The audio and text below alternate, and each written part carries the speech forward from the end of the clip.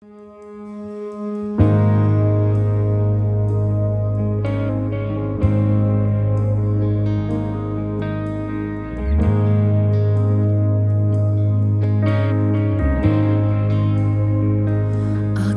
mahal, ang iyong habag ay di titila. Ang buhay ko, hawak mo kailan pa man. Sa sandaling pagmulat hanggang sa paghimbing, pupurihin ko ang kabutihan mo, O Diyos. Aking mahal, ang iyong habag ay di titila. Ang buhay ko, hawak mo kailan pa man. Sa sandaling pagmulat hanggang sa paghimbing, pupurihin ko ang kabutihan mo, O Diyos. Walang hanggan yung katapatan, walang hanggan ang iyong kabutihan. Hanggang ako ay nabubuhay, pupurihin ko ang kabutihan mo, O Diyos. Aking mahal, ang tinig mo'y gabay sa buhay, sa kahirapan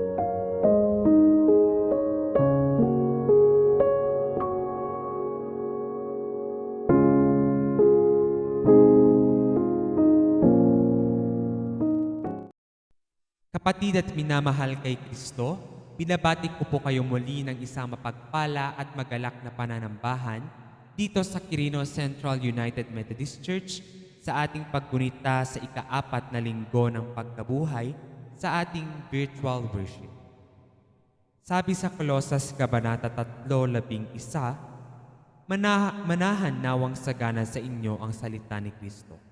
Ayon sa buong karunungan, kayo'y mga turuan at mga paalalahanan sa isa't isa sa pamamagitan ng mga salmo at ng mga himno at mga awit na ukol sa Espiritu, na magsiawit kayong may biyaya sa inyong puso sa Diyos. Para sa ating pambungad na awitin, kantahin po natin ang matamis na pakikipanayan.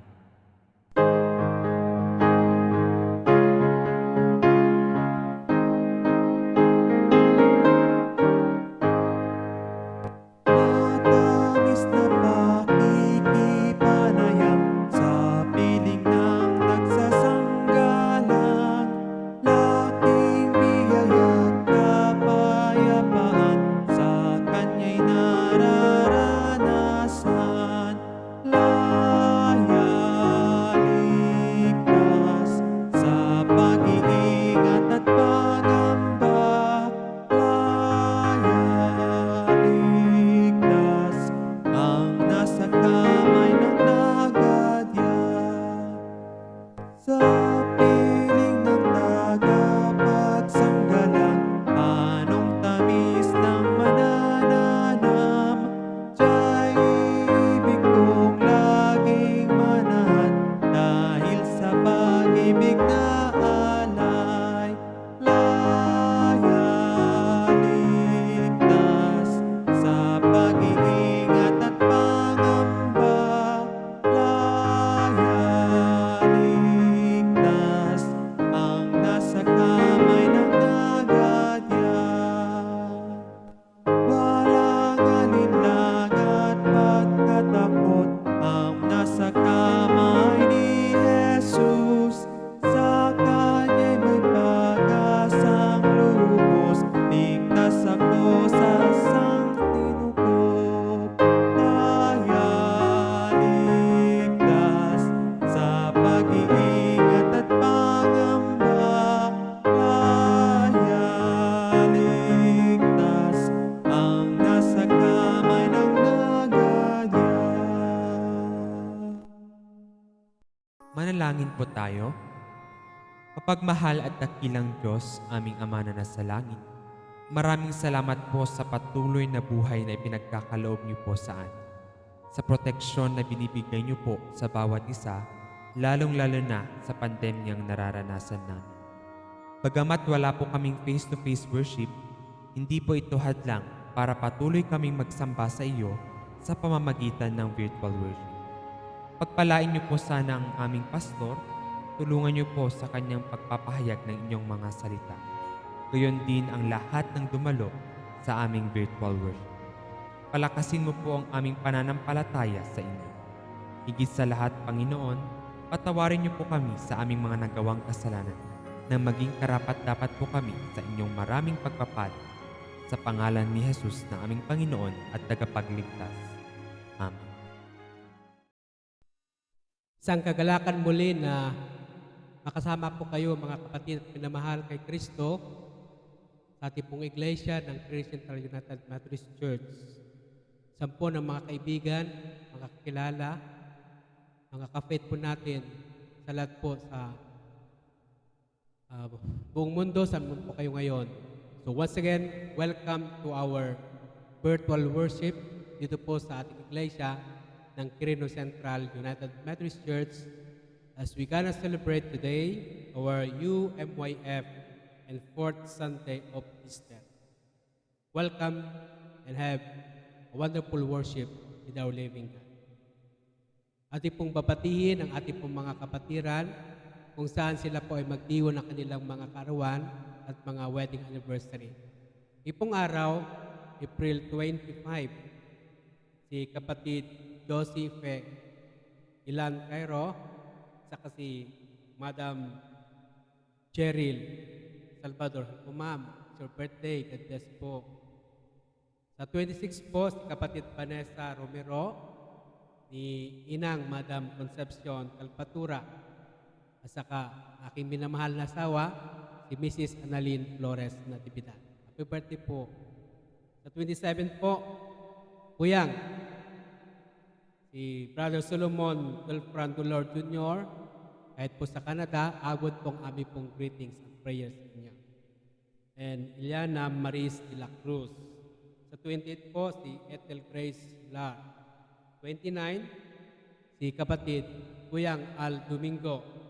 And 30th, si kapatid Rondel Flor Reyes. Happy birthday. Po si Pera or si Man. Si Ari Solar at si Sir Decoroso Luis. Ating pong babatin ang ating mga celebrators po ng ating wedding anniversary. On April 26, si kapatid Angelito Josie Caro, Rochelle Novelin Sobrepeña. 28 po, the late Mr. Romulo, si Madam Leticia Luzano. Then, si kapatid Danilo at kapatid Sherlyn Soto. Then sa 38 po, si nakapatid Hilario Bebe Sabakan and Kuyang Dominic Mariel Salvador. Nawa ang mga birthday celebrators sa wedding anniversary natin po, patuloy po kayong pagpalay ng Panginoon. Again, our greetings and our prayers in the blessings of the Lord. Today, the celebration of special days. Salamat po. Kapatid pinamahal, namaparin po natin ang patuloy na kagalakan ng Panginoon, bagamat ito na po yung pang 7th virtual worship po natin dito sa ating iglesia. Nagpapasalamat po tayo sa mga kapatiran po, mga pamilya na nagbibigay din po ng mga biyaya para patuloy po ang ating pong pamumuhay dito po sa ating iglesia. To name some family members, salamat po sa pamilya ng Ventura, pamilya po ng Domingo, pamilya po ng Reyes, at pamilya po Madam Nena, at iba-iba po mga pamilya po ng Salvador po, at pamilya po ng Tanora. Lahat po, salamat po sa mga biyaya na patuloy po ipinagkaloob sa ating mga church workers. Kaya din po nagpapasalamat po tayo sa kadahilanan ipinaabot po sa atin ang kanilang mga Thanksgiving offering. Wala man ang tayong face-to-face na worship, pero inaabot nila at pinabibigay ang kanilang Thanksgiving offering. Ang pamilya po ni kapatid Evangeline Salvador, ang pamilya po ni Nanay Belen Domingo. Salamat po. Ngayon po, nagpapasalamat po tayo sa ang ating Quirino District, sa mga church workers po natin who are receiving below 7,000, sila po ay pinagpala sa kadilanan ng ating pong distrito na panguna ating pong district superintendent, Reverend Noel Paul Urania, na ipabot pong ating mga ayuda sa kanila. So lahat ng mga sponsors po natin, may the good Lord continue to bless and use you for the extended blessing sa ating pong mga church workers. Salamat po. Ang iglesia po ng Quirino Central UMC, inabot po namin ang pakiramay sa pamilya po ni Pastor Carmen Reyes sa pagpano ng kanyang minamahal na asawa. Nawang Panginoon patuloy sa inyo na manguna sa panahon ng iyong pagdadalamhati. Kapatid minamahal, patuloy po bilang yung pastor sa gitna po ng pandemya po natin, ayun po ng ating mga Thanksgiving offering, mga iba't ibang pang-offering po natin, marahil mangyari po na ating pong ipunin, o pwede po natin iabot sa ating iglesia para maiabot po sa ating abuting church treasurer. Para patuloy po ang mission at trabaho po ng ating iglesia. Nagpapasalamat po tayo. So once again, brothers and sisters in the Lord, welcome to Quirino Central United Methodist Church. Thank you for joining once again in our virtual worship. God bless us all, and to God be the glory. Amen. Kagalakan nawa ang maramdaman po natin, muli sa pagkarinig po natin ng pagkabasa ng banal na salita ng Panginoon. I'm reading from the book of the Old Testament, in the book of 1 Kings, chapter 18, beginning verse 41, going up to verse 46. Sabi po sa wikang Tagalog. Sinabi ni Elias kay Ahab, "Lumakad ka na. Mauna ka na, kumain at uminom. Narinig ko na ang pagbuhos ng ulan." Samantalang si Ahab ay kumakain at umiinom, umakyat si Elias sa taluktok ng bundok Carmel at sumubsob sa lupa. Sinabi niya sa kanyang utusan, "Umakyat ka na at tanawin mo na ang dagat." Umakyat nga ang utusan at umanaw sa dagat. Wala pa akong makikitang anuman, wika ng utusan. 7 beses mong gawin ang sinabi ko, utos ni Elias. Sa 7 pagtanaw niya, napasigaw ang utusan, "May nakikita po akong ulap kasing laki ng palad na tumatas mula sa dagat." "Magmadali ka," sabi ni Elias. "Sabihin mo kay Ahab na ihanda ng kanyang karwahe at umuwi na agad. Baka siya hindi makalis dahil sa ulan." Hindi nagtagal at nagdilim ang langit sa kapal ng ulap. Lumakas ang hangin at biglang bumuhos ang malakas na ulan. Sumakay si Ahab sa karwahe at nagmamadaling nagtungo sa Jezreel. Lumulukob kay Elias ang kapangyarihan ni Yahweh. Hinigpitan ni Elias ang pagkatali sa kanyang damit at tumakbo sa unahan ng karwahe ni Ahab hanggang sa pagpasok sa Jezreel. May you find once again the greatness and the blessings of the Lord upon listening the reading of His Word. Amen.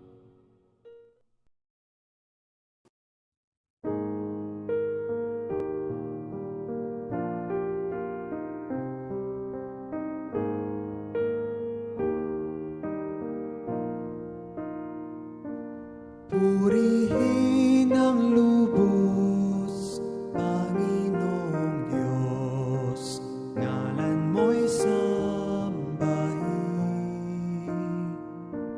Tayo pagkawitan, itanghal, kanyang kapurihan. Pagsikat ng bagong umaga, oras ng papurihan ka. Anumang lumipas at anuman ang maging bukas, sa dapit hapoy awitan ka.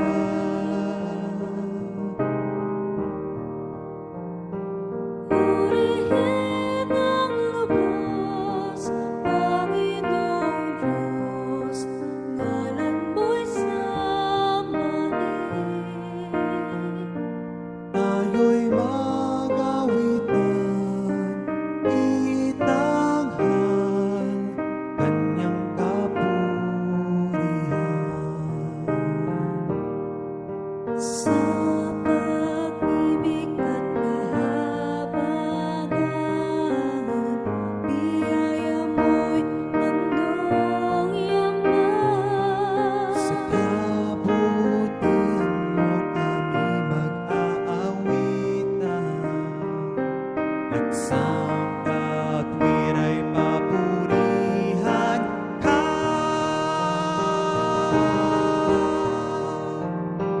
Purihin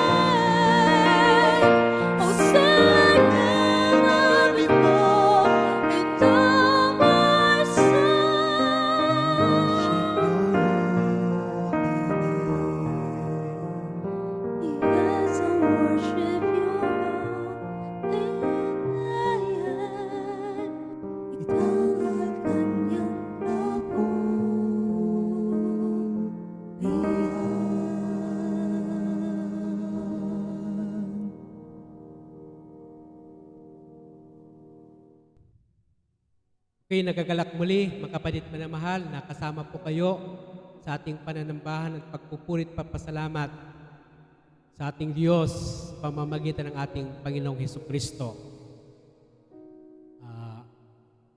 I'm praying that each and every one of us who is listening right now, saan man po tayo, again,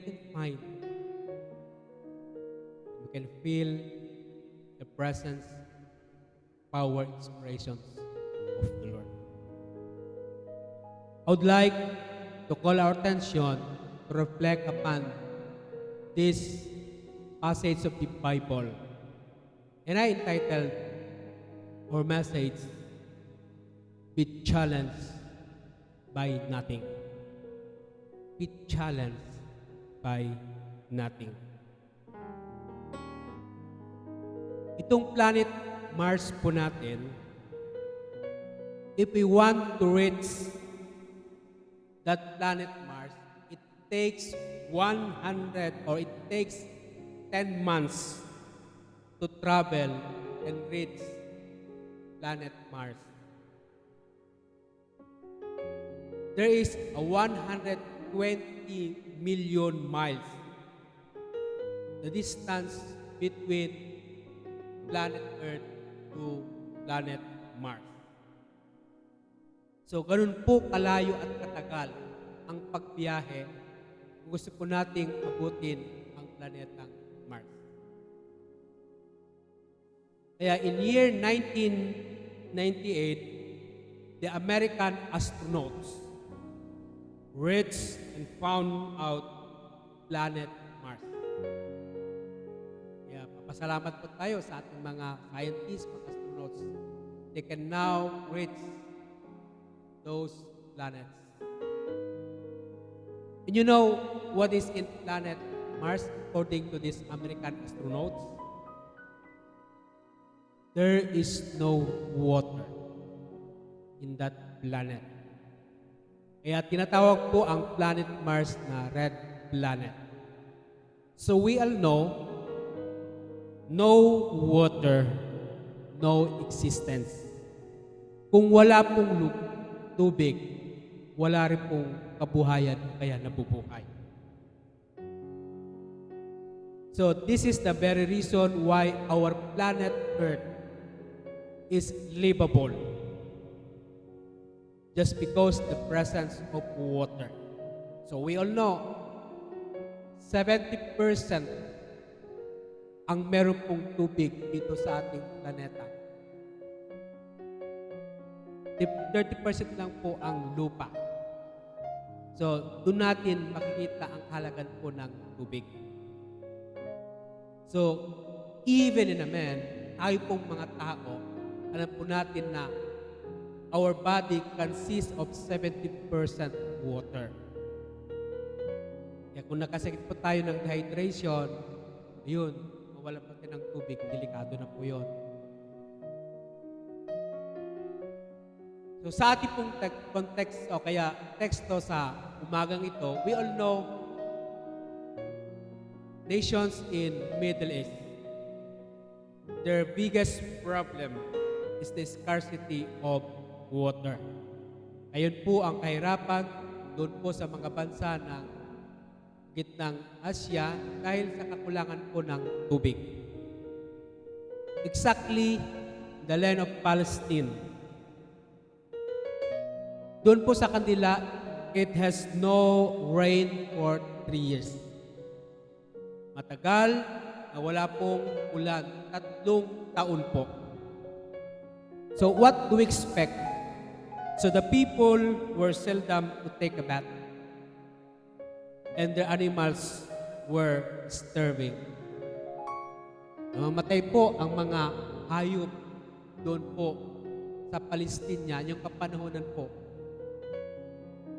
Mantakin mo naman 3 taon na wala pong ulan. So, in those days, the best resort or way is to come to the unknown God. Kaya yung mga tao doon, ang kailangan nila, talagang lalapit sila yung inakala nilang makatulong sa kanila. So these people went to Baal. Alam po natin yung Baal, an image. This Baal is known as the god of fertility. Isang Diyos-Diyosan ng mga Canaaneo o the god of the Canaanites. Believing na darating po ang ulan.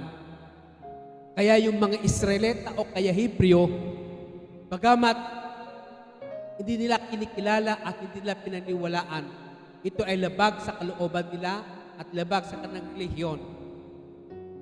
Dahil wala pong 3 taon na walang ulan. Kaya nagpakasakali sila at lumapit sila kay Baal. At doon nanalangin at nagmamakaawa na meron sanang ulan. Kaya meron po tayong katanungan, di po ba? Ang taong nagigipit, kahit sa patalim, kumakapit. Exactly this what happened to the Israelites during the land of Palestine of King Prophet Elijah. It is against their will and their religion that time. And finally, the Israelites, they tried the God of Elijah. We all know Prophet Elijah is known as the prophet of fire. Kung babasahin po natin sa ating teksto, in chapter 18 of 1 Kings, on verse 29, sabi po dito, pagkatapos tawagin ninyo ang inyong Diyos at tatawagin ko naman si Yahweh, ang Diyos na tumugon sa pamamagitan ng apoy at siya ang tunay na Diyos. Then let the prophets of Baal pray to their God, and I will pray to the Lord, the one who answers by sending fire. He is God. The people shouted their approval. So yun po yung nangyari. Yung kapanahunan po ni King Ahab, siya po yung ari ng Israel sa kapanahunan na yun dahil sa 3 taon na wala pong ulan. Nag-iba na sila at hindi na sila nananambahan, hindi sila nagtiwala at nanampalataya na sa Diyos na buhay na siyang lumalang ng langit at naglupa at nagbibigay po ng ulan. Lumapit sila kay Baal. At doon na, sinabi na sa kanyang mga tao, mga Israelita, na sumamba at humingi ng ulan. But here comes the prophet of fire, Prophet Elijah. Pumunta sila po sa tuktok ng Mount Carmel para doon nila patunayan kung sino talaga ang tunay at buhay na Diyos. Sa kanilang inilagay na altar, nalagyan po ng mga panggatong o kahoy at sa paligid niya po may tubig. Whoever sends the fire, then they will know who is the real God. So yun po, at ang lahat ng mga tao na pumunta doon, sige, sabi nila, we gonna prove and we will know who is the real God. At ngayon po ang nangyari, God sends fire in the altar built by King Prophet o King Prophet Elijah. Kaya doon po napatunayan na meron pong buhay at makapangyarang Diyos. Kaya lahat po ng mga propeta, bulaang propeta ni Baal, pinagpapatay po sa kadahilanan di palang tunay na Diyos. Kapatid at minamahal, the moment we come to the living and powerful God, there our God responds quickly. Kapatid at minamahal,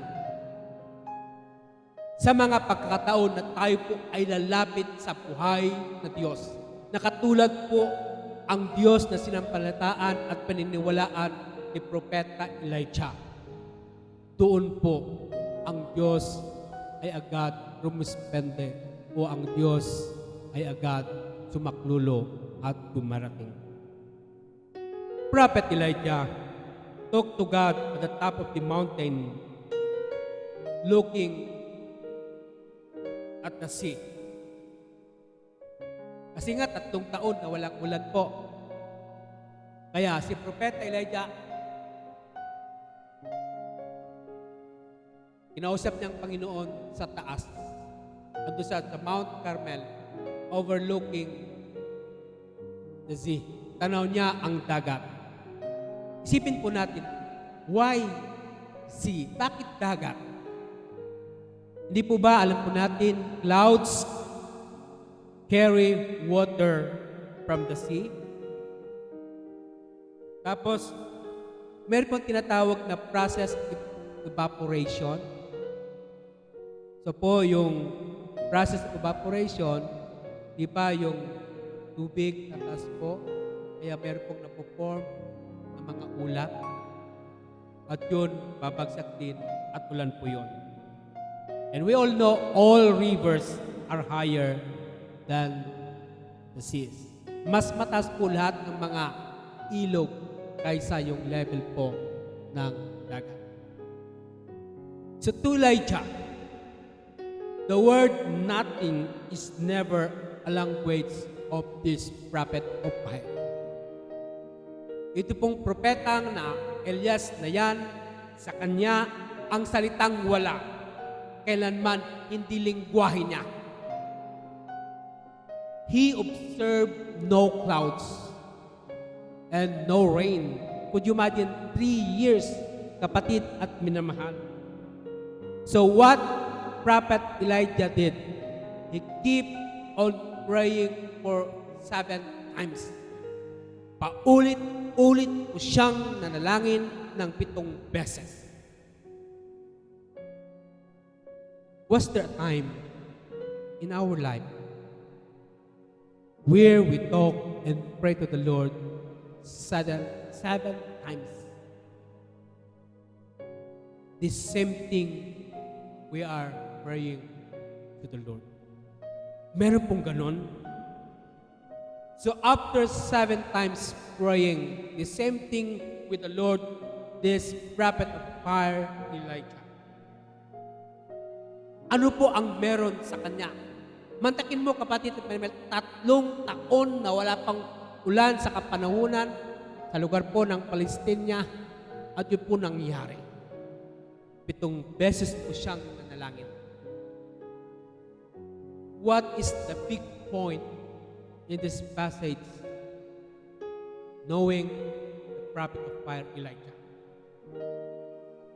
Why Elijah has this kind of faith?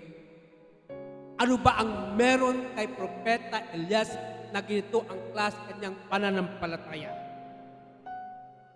We all know, brothers and sisters in the Lord, Prophet Elijah got this kind of faith.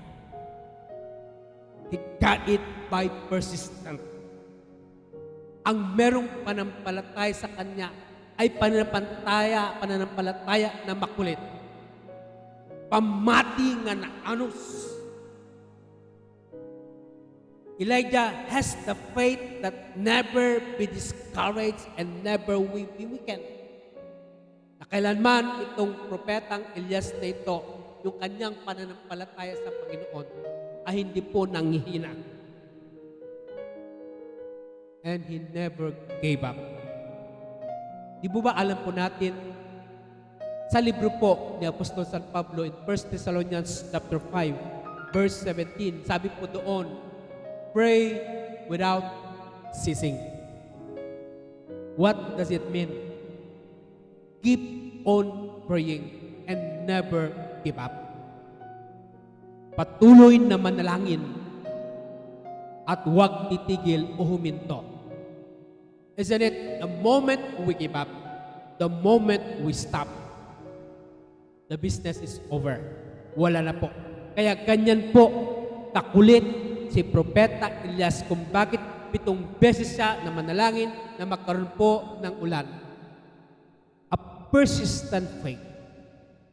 A persistent faith. Again, let me emphasize the word nothing. Wala with no awan. Never or word nothing is never a part of our life. Maalala po natin sa kwento ng paglikha,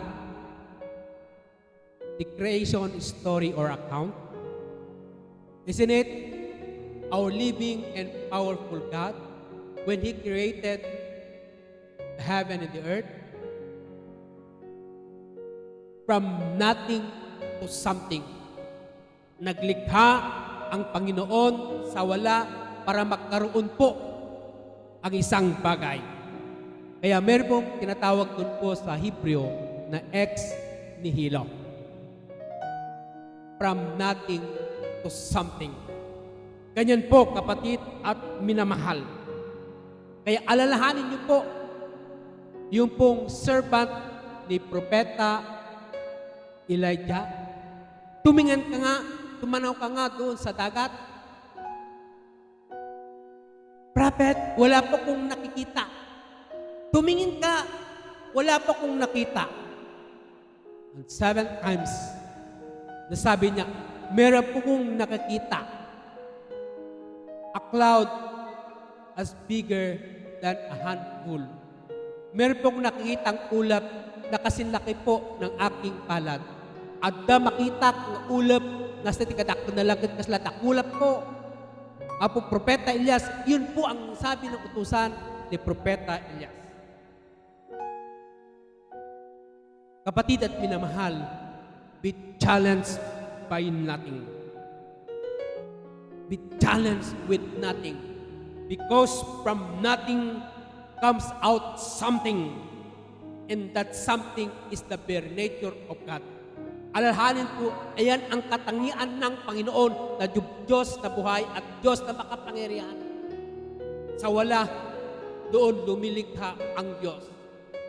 From nothing, there God creates something. From that nothing, when God creates something, that something becomes powerful. And here we are. So yun po ang nangyari. Kaya ulutin ko po, ang nakita po ng utusan na yan, kapiranggot lang po, Propeta Elias, kasing laki lang po ng aking pala. Yun po ang nakita. Kaya sabi niya, be persistent. Be perseverant. When faith is persistent and never weaken, there God responds. Kung ang panampalataya na meron po tayo ay parang makulit at hindi po nag-give up at hindi po nanghihina, ang Diyos na pakamangyarihan, ang Diyos na buhay, handa siyang tumugon very quickly and very fast. Kapatid at minamahal, I would like to conclude the message for today's worship. Meron pong isang kapatid sa kanyang buhay mula pa sa pagkabata hanggang isang dalaga na siya. Talagang napaka-aktibo sa gawain sa iglesia, sa pananambahan. At hindi lamang po yun. Ang kapatid na ito na dalaga ay very prayerful. 10 ng kanilang pamilya. Yun lang ang pamilyang ito ay may kahirapan. Minsan dumating sa punto na kanilang buhay na nagkasakit po ng mabigat ang kanilang nanay. Dahil prayerful sila, magaling silang manalangin, they keep on praying. Araw-araw, pinapanalangin nila ang kanilang nanay para gumaling. Mga iba't ibang kaparaan ang ginawa nila. Pero yung alam nyo kapatid na mahal, sa 5 buwan na nanalangin sila, ang babaeng ito, 10 na kanilang pamilya. Wala pong nangyari pagkos. Lalong lumala ang sakit ng kanilang minamahal na ina. Hanggang namatay ang kanilang nanay. Kaya sabi po ng babae, Panginoon, ano ba ito? Simulat sa pool, mga bata pa kami, aktibo na po kami sa gawain ng iglesia. Alam niyo, Panginoon, we are prayerful family. Lahat po ng mga bagay, kahit maliliit pong mga bagay, nilalapit at pinagkakatiwala namin sa inyo, Panginoon. Ano po ang nangyari? What happened to our mother? We keep on praying for long 5 months. And at the end of the day, she died. Namatay po. Dahil sa pangyari yun, alam niyo po, kapatid pinamahal, ang nangyari. Itong babae ito na aktibo sa gawain, sa pananambal, sa pagsilbi sa kapilya, at talagang prayerful ito.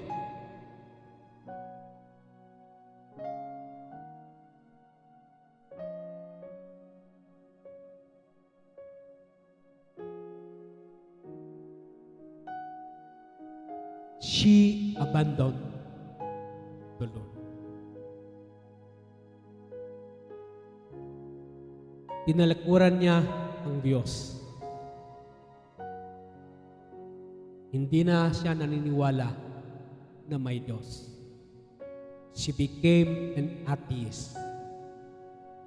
Sa panahon na siya ay naniniwala, bagamat tuloy at pakita niya ang kanyang pagtitiwala at sa kanyang pananampalatay sa Panginoon ay talagang bukal at talagang napakasipag sa kanyang pananalangin. At dumating yung pangyayari na matay kanilang ina na walang ginawa parang kaya Panginoon. Ayun nga tumalikod sa Panginoon. Kapatid at minamahal kay Kristo, sa panahon po at punto ng ating buhay, yung paghirap po natin sa panahon ng pandemya, at di po natin matiyak kung mayroon pang kasiguruduhan ng ating buhay. Sa panahon ito, what kind of faith we want to show? What kind of faith we want to stand on? Anong klaseng pananampalataya ang kailangan po natin sa kapanuhan po natin? I believe the kind of faith we still need. Just like faith of Elijah. That even in 3 years that there is no rain, he kept on believing to the Lord. Even the cloud is as bigger as handful, he still believes the living and powerful God. Brothers, sisters in the Lord, be persistent. Agtultuloy tayo kuma nga anaanos, aging ka, agserbi tayo ni Apo.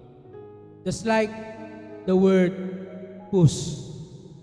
I-repeat po natin, push, which means pray, yung letter P, U, until as something H happens.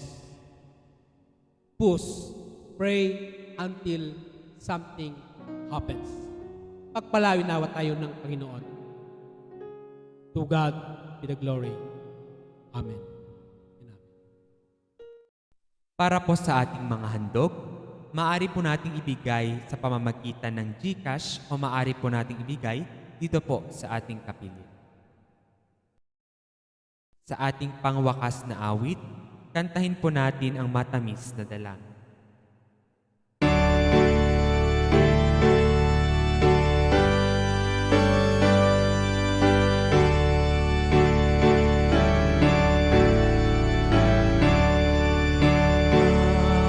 Matamis na dalangin, yahon ang iyong gagawin. Napupag ikaw ay dinggin, naghahanap ng awain.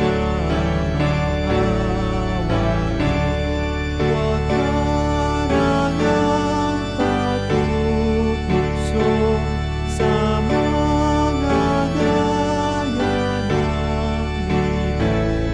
Kaluluwa't ialay mo sa kamay ni Jesucristo. Ang panalangin dalisay sa langit pinapakinggan ng Diyos sa katotohanan, biyaya'y ibinibigay. Mag-iwasay ang tahimik kay Jesus na ipanalangin, dahil sa laking pag-ibig naligtas ako sa sakit. Again and again, brothers in the Lord, kabsat nga kamembruan ti Iglesia ti Quirino Central United Methodist Church. Ang kapatiran po, saan man po kayo ngayon, come, join, and together, let us offer our prayers to the Lord. The God of Elijah, the prophet of fire. Manalangin po tayo.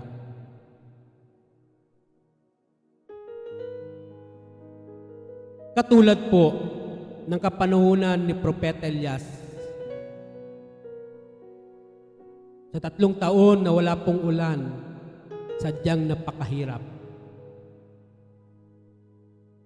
Parang dama po namin na wala ng Diyos na buhay, na makarinig ng aming panalangin. Pero meron palang Diyos na buhay at makapangyarihan. Habat meron pong katulad ni Propeta Elias na nanalangin at patuloy po na nagtitiwala sa inyo, ganuman kahirap, kalaki ng problema, sitwasyon sa mundo at sa buhay.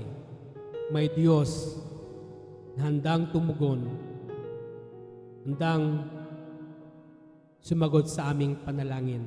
Kaya po Panginoon, sa oras nito, hayaan niyo muli ang bawat sa amin na patuloy na dumudulog sa iyong kaharian, sa iyong dambana. Nagpapasalamat po kami sa pagkakataon na kung saan binigyan niyo po kami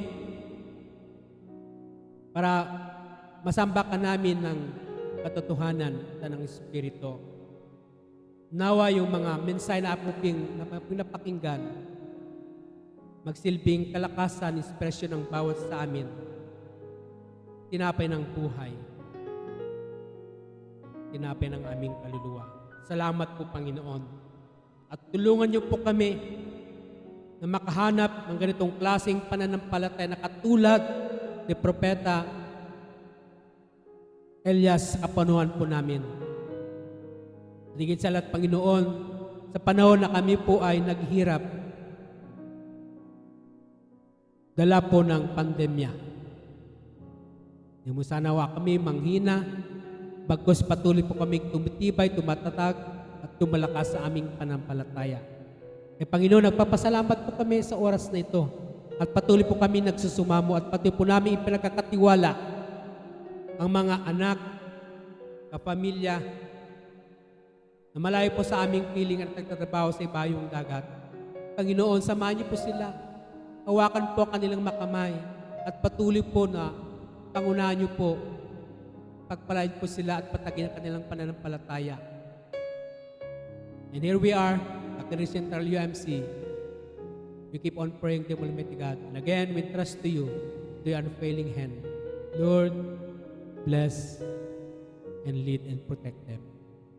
Salamat din po, Panginoon, sa aming pong mga anak, kung saan patuloy na nakipaglaban sa larangan po ng edukasyon.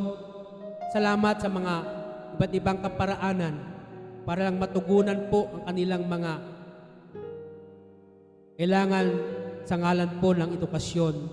Salamat po, O Diyos, sa mga magulang kung saan patuloy po na nagsakripisyo. Mabot lang at matugunan lang po ang mga pangailangan po ng aming mga anak. Muli, kami pong ipinagkatiwala sa iyong mga anak. Sa kanila po ang hinaharap at patuloy pong pagpalain ang mga anak na ito.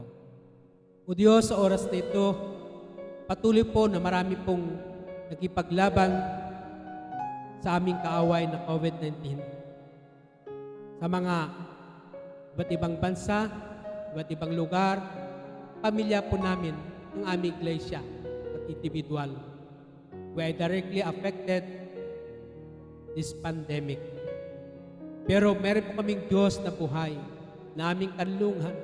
Meron pong Diyos na patuloy na nakikinig at tumutugon sa aming panalangin. Nanalangin po kami. Sa mga kapatiran po namin kung saan natamaan po sila ng COVID na yan. Lord, we do pray. Ang ina ng aming isang kapatiran, si Mrs. Victoria Kalawagan, Lord, have mercy upon her. Sampo, si kapatid Marita Domingo, have mercy upon her.